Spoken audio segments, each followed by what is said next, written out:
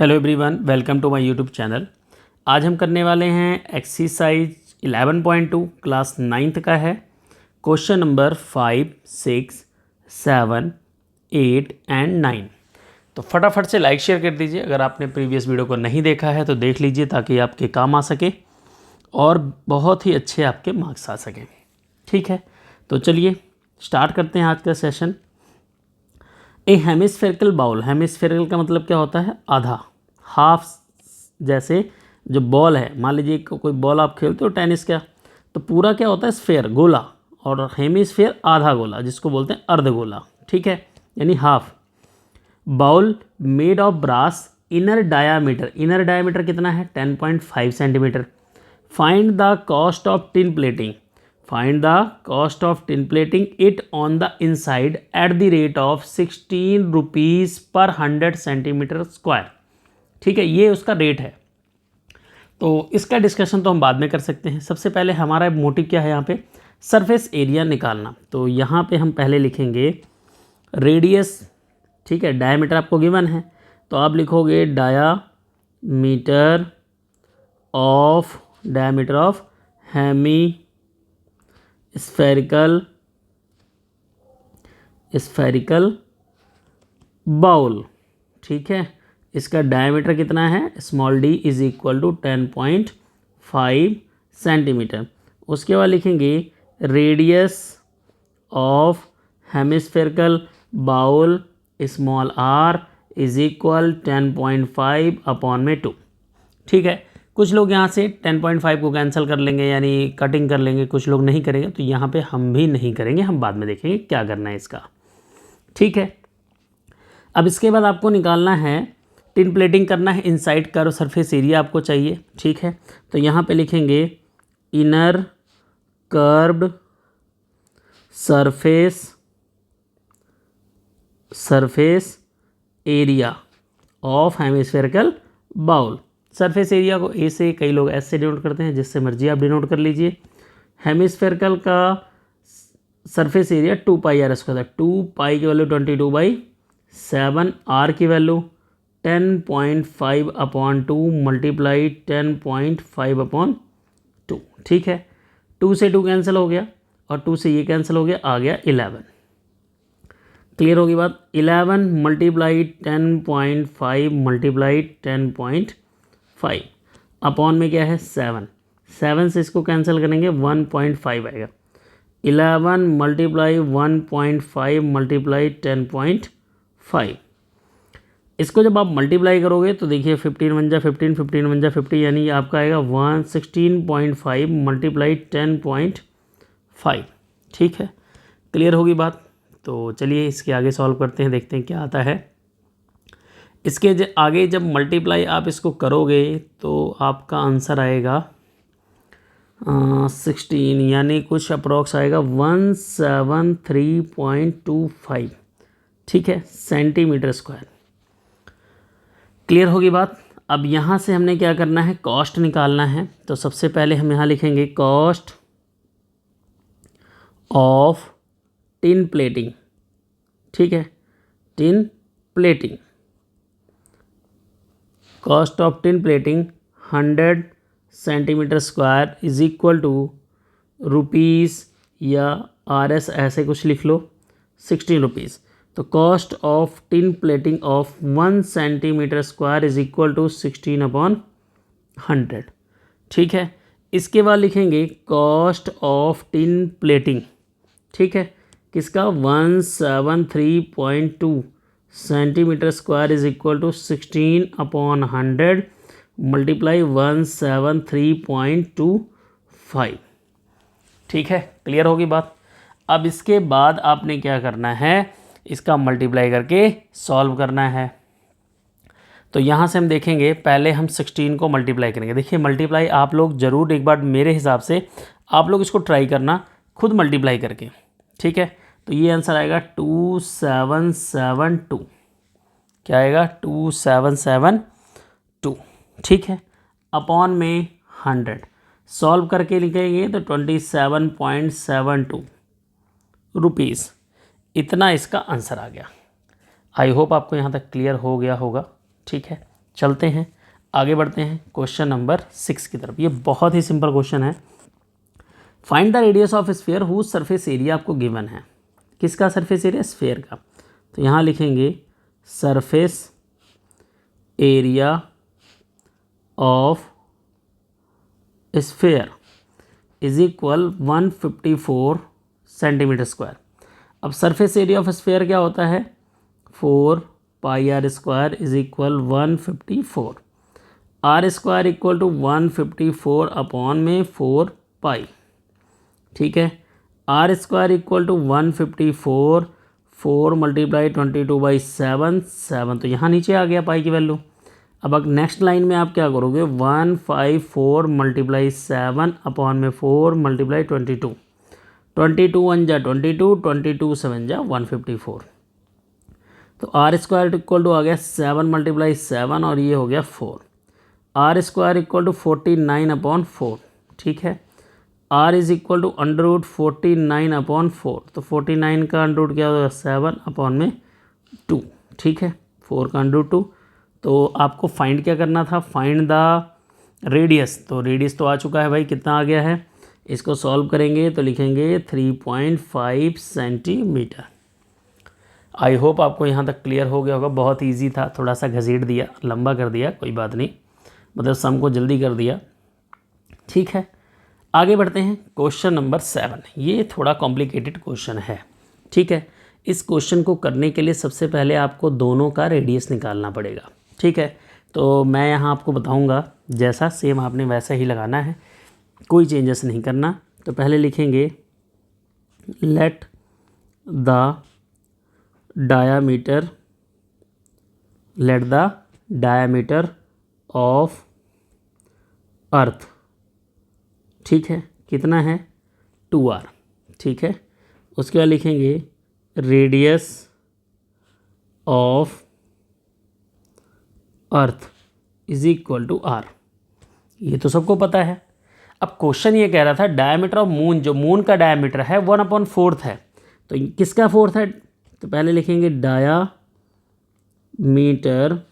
Of moon. Diameter of moon किसका 1/4 है? Diameter of earth का। तो अर्थ का डायमीटर कितना है? 2r, उसका 1/4 है, यानी अपॉन में 4 आएगा। और इसको अगर हम सॉल्व करेंगे तो r/2 आएगा। कटिंग से कर दिया, यहाँ पे 2 आ गया। ठीक है, ये डायमीटर क्या आ गया? मून। अब यहाँ लिखेंगे रेडियस ऑफ मून।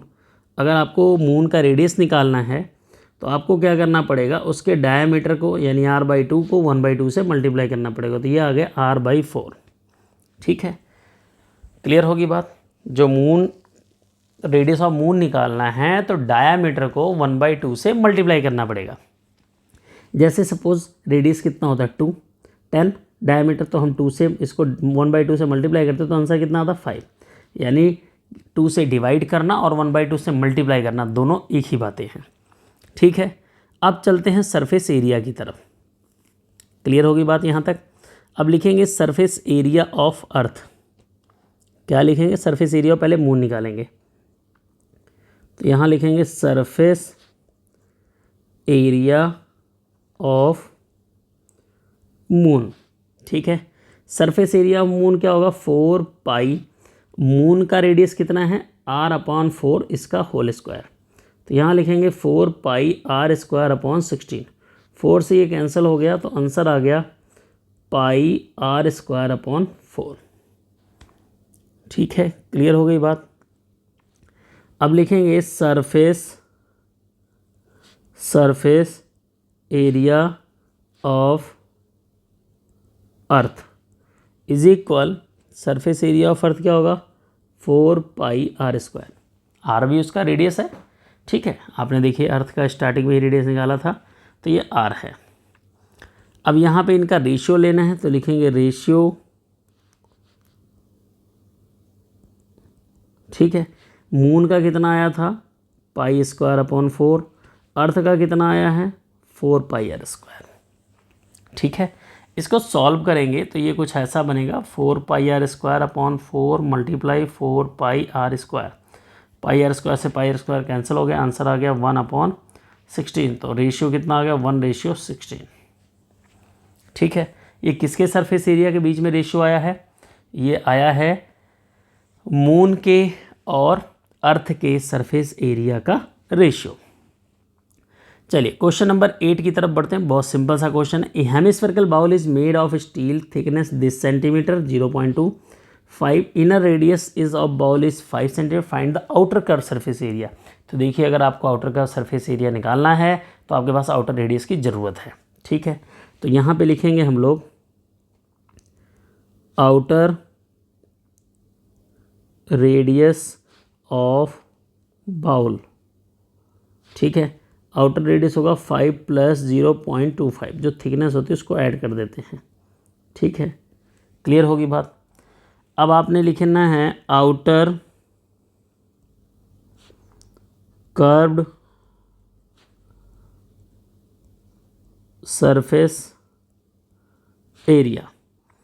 आउटर का सरफेस एरिया का फॉर्मूला क्या होगा? 2πr²। 2π की वैल्यू 22/7, r की वैल्यू 5.25 × 5.25।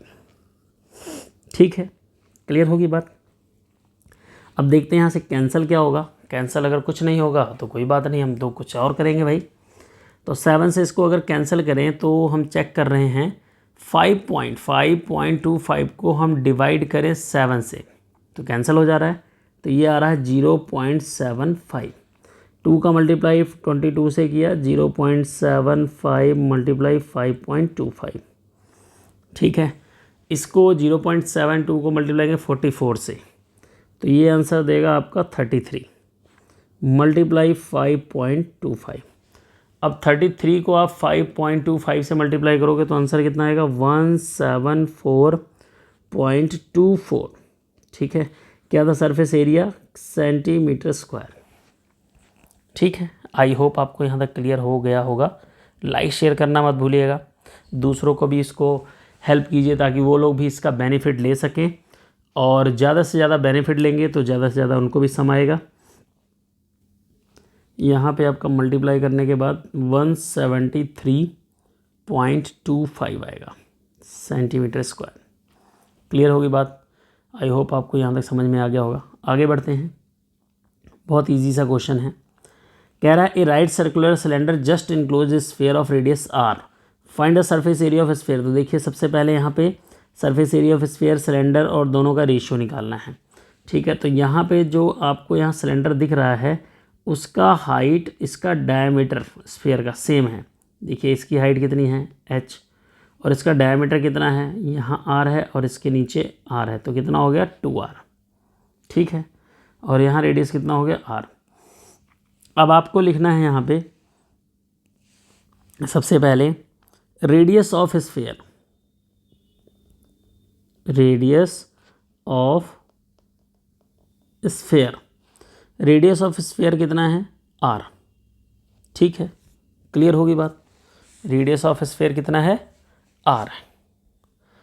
और इसके आगे क्या है? Radius of cylinder. Radius of cylinder, radius of cylinder कितना है? वो भी आपका r है। क्लियर होगी बात। अब आपको क्या निकालना है और चीज़ें? Height of cylinder. Height of cylinder वो कितना है? 2r, जो मैंने बताया था r + r, ये पूरा कितना है? 2r है। ठीक है, अब फर्स्ट केस में क्या फाइंड करना है? Surface area of sphere. Surface area of sphere, formula होता 4πr² और रेडियस भी r है। सेकंड है curve surface area of cylinder. Cylinder का कर्व सरफेस एरिया 2πrh। ठीक है, 2πr और h की वैल्यू 2r, तो ये हो जाएगा आपका 4πr²। 2 2 जा 4 और r 2 बार है इसलिए r²। ठीक है, ये आंसर आ गया। अब थर्ड में कह रहा है जो आपने फर्स्ट और सेकंड में फाइंड किया है उसका रेशियो निकालिए। तो आप लिखोगे रेशियो इज इक्वल 4πr², पहले में भी आया था और दूसरे में भी यही आया है, तो आंसर आ गया 1:1, क्योंकि कैंसिल हो जाएगा। तो रेशियो आ गया 1:1।